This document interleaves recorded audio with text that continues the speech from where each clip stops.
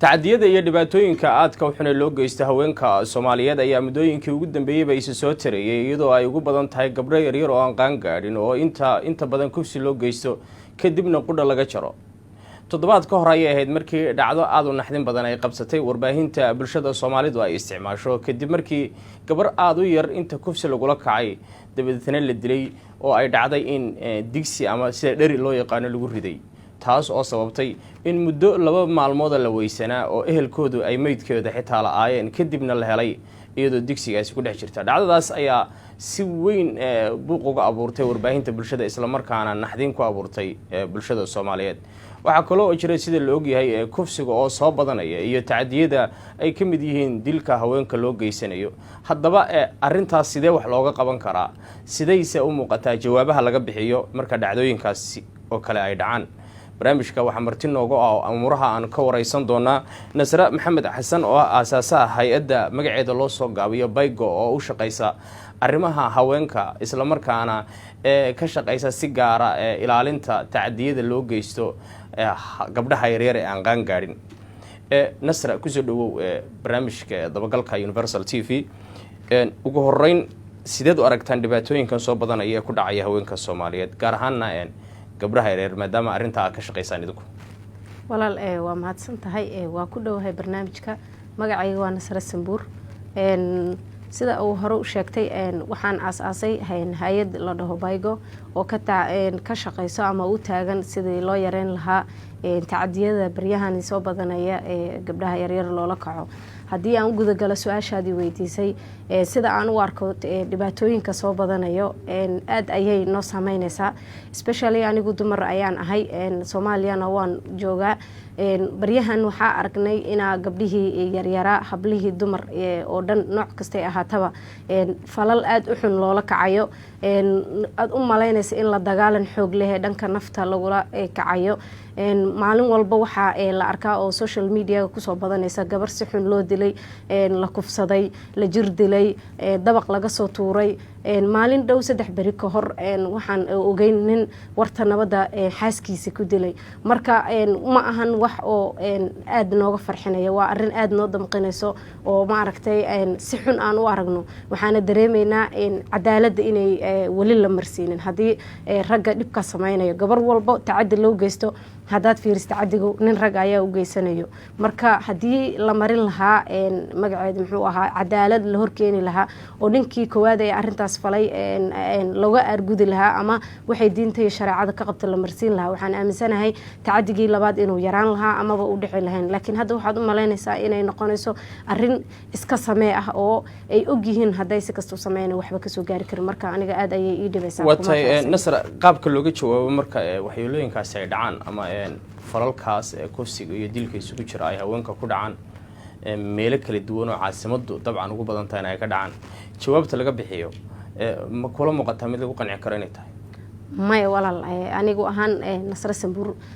ilama ahan inay tahay jawaabaha la bixinayo jawaab lagu qanci karo. badanaa markay dhacdo sidaa u foolxun ku dhacdo sidii gabadhii digsiga lagu riday, gabar hadda ka hor aad loola kacay iyadana oo xataa banaanbaxyo laga sameeyey oo dabaq laga soo tuuray, halkaas ayay ku dhammaataa. badanaa waxaa arkaysaa bulshadii ayaa la kacaysa, social media ayaa lagu wareejinayaa, laamaha amniga waxay leeyihiin qofkii ayaa raadinaynaa, cadaalad ayaan soo marsiin doonaa. and then 3 beri iyo 4 beri kadib waxaa ogaanaynaa arrintii way dhamaatay, wax cadaalad la soo istaajiyana maana arkin, wax kasii buuqa kasii hadlayna malahan. markay cusbeed un baa la isla wadwada. marka ismalihi wax lagu qanci karo oo ay bulshada ku qanci kartaa ayaa la sameynaya marba haddaan cadaaladii aan la qabanin oon dadkii laga argudin ama shareecada la horkeenin islaamka. haddii lagu guuleysto qofkii dambiilaha ahaa ee falkaa geystay oo gacanta lagu dhigo, maxaa sabab u ah in ciqaabtii uu midnaan la marin waayo oo arrintaa uu ka baaqsado? horta walaal waa mahadsan tahay. waa run arrintaas way dhacdaa, marar badan ayaan maqalnay oo niyadda naga jabtay. waxaa dhacday inay marmar ma badno in la soo qabto hal iyo qof oo gabdhaha ama dhibaato geystay. waxaa arkaysaa in lagu heshiiyo waxaan la yiraahdo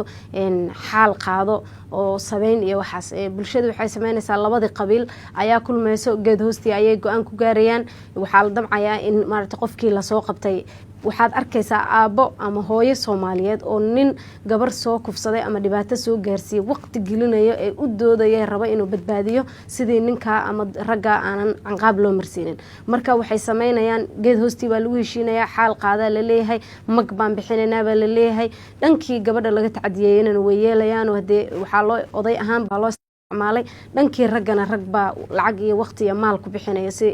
arrin hoos loo dhamay marka su'aasha waxa sababaya inay sida ku dhacdo waxa waayo in la xaliyo oo arrintii la yiraahdo annaga si hoosaad ku qancinayno ama haday gabadhi nooshahayna ay foolxumo iyo fadeexad iyo ceeb iyo xanuun ay la noolaato ninka ragga ahana uu maqaayadihiisa iyo magaaladiisa si fiican ugu shaaho oo cid wax ka qabatana aan jirin marka taas ayaa keenaysa in qofkii hadii la soo qabto xataa wuxuu ogyahay bari odayaal inay u doodayaan arrintan u dabinayaan aan waxba la gaarsiinin iminka dhacdadii ugu dambeysay ahayd gabar tayar aan qaangaarka ahayn inta la kufsaday la dilay dabeetana digsiga lagu riday waxay dhacdo nooceedu cusub yahay aadna looga argagaxay kalsooni intee leeg baa lagu qabi karaa haddii dadkii falka geystay dambiilayaasha lagu guuleystay in la qabto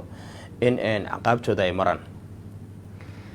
walaal waa mahadsan tahay ismalihii aniga hadda horaan u soo aragnay sanado badan ayay soo guuxaysay arrintaani soo socotay ismalihii kalsoonida lagu qaba inay nimanka ayaga falka geystay kalsoonida aragti qaba ee gabadhii intay dileen ay googooyeen digsi ku soo rideen indha aday ku darsadeen gurgeedii soo geliyeen oo ay haddana ma aragtay qariyeen ay halka ku qoruntay ismalihii 100% kalsooni ayaa jirto oo ah inay nimankaas ama dadkii falka falay cadaalad la horkeeni doono aniga horta taas kuma jiifo laakiin waxaan u malayn doonaa in kalsooni 100% ma qabo laakiin in 52 adiga wax 50 ka yar la soo horkeeni doona ama la soo qaban in la soo qabto waa laga yaabaa laakiin waxaan filayaa hadii la soo qabtana in la heli doono dad u doodaya ragga ayagoo dhibka falay oo dhihi doono hal iska daayo gabadhi waa dhimatay ma ka la qaato saan lagu xaliyo saan la yeelo arrintaas ismali 100% shareecada iyo waliba dastuurka Soomaaliya wuxuu ka qabaa ayaa la marsiin doonaa oo cabsi ma qabo waxa laga yaabaa qofkii dhibka falka argagax sameeyay maanta inuu meel fadhiyo uu faraxsan yahay uu naftiisa og yahay inay odayaal u doodi doonaan waxna aanan soo gaari doonin ayna dhacdan inay sidaas fasho waxaana ogahay oo hubaa oo halkan ka sheegaya qofka asaga haduu badbaado bari inuu ku celin doono oo falka fal lamida uu sameyn doono nasra adigu waxaad aasaastay ururka la yiraahdo Baygo oo ilaalinta haweenka yaryar ama u doodista iyo sidii xuquuqdooda loo ilaalin lahaa maxay tahay shaqooyinka ugu muhiimsan aad qabataan walaal waa mahadsan tahay anigu waxaan aasaasay hay'adda la dhaho Baygo waxay u taagan tahay Protect Young Girls Organization badbaadinta gabdhaha yaryar hay'adani waxaan aasaasay sanadii 2017 waxa igu kaliftay anigoo dhalinyaro ah oo jaamacad dhiganaya oo dalka Kenya ayaan jaamacad ka dhigan jiray oo joogo ku soo koray ilaa dugsigayga hoose dhexe iyo jaamacad intaba halkaas ayaan ku soo qaatay markaan Soomaaliya 2017 imaaday ayaan arkay falalkan iyo soo badanayo tacadiyada dumarka soo badanayo waxbarasho la'aanta guurka degdega ah gudniinka fircooniga ah waxyaabo far badan oo dumarku ay la cabanayaan oo gobolada qaasatan ka jirto haddana aanan ma aragtay laga warheenin oo la ogeyn kadib waxaan arkay inay gaab weyn oo meesha ka banaan yahay oo arinta dumarka ay u baahan yihiin heel iyo hoo midnaba ay u baahan yihiin intaba sida awgeed ayaan hay'adaas aasaasay hadda waxay ka shaqeysaa gobolka Gado gaar ahaan Garbaharre ayaan xafiiskeeda ugu weyn ku leenahay Balxaawo sidoo kale barnaamijyo ayaan ka qabanay sida dabagalka gabdhaha noloshooda khaaska waxbarashadooda kufsiga ayaan u dabagalnay doolo waxbaan ka qabanay haddana gobolada dhinacyada kale waan ku firarnay xamarna hadda ayaan xafiis ka furanay marka walaal waxa ugu badan oo qabano waa arinta haweenka dabagalka oo noloshooda waxbarashada caafimaadka hadda Garbaharre waxa ka furan xarun caafimaad ee MCH ah oo si isxilqaan ah looga shaqeeyo dad dhalinyaro ah ay magaceeda taabageliyeen in ay aqoontoodii ugu shaqeeyaan magaceeda bulshadii Soomaaliyeed sida awgeedna lagu bixiyo service free ah oo hooyadii ay meeshaas xaaladeeda caafimaad kala socon karto ku dhali karto maartay halka loogu adeegi karo marka aniga